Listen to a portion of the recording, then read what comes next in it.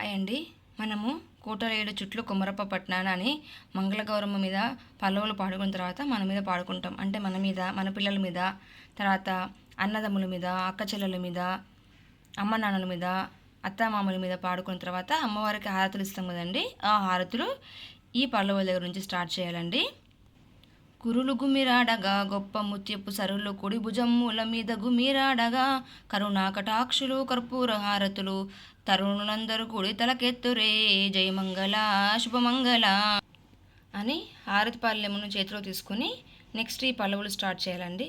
ముత్యాల హారతో పగడాల హారతో మాణిక్యాల హారతో మగువ నీకు ముత్తైదు తనమిచ్చి ముదుముతో రక్షించి ఎత్తుకొమ్మన శిరస్సు ఎత్తుకుని జయమంగళ శుభమంగళ.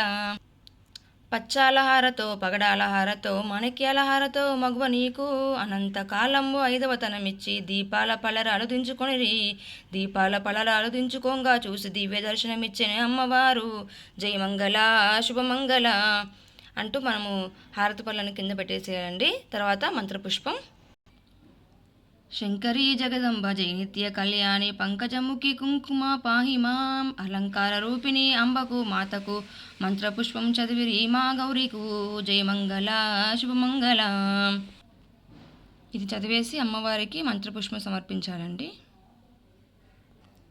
ఇలా మొత్తం హారతి పాట అయిపోయినాక మనము పెట్టుకున్న కాటుకను తీసుకొని మనం పెట్టుకోవాలండి. మనం పట్టుకున్నాం కదా హారతి పాడేటప్పుడు కాటుక, ఆ పట్టిన కాటుకను మన కళ్ళకు పెట్టుకోవాలండి.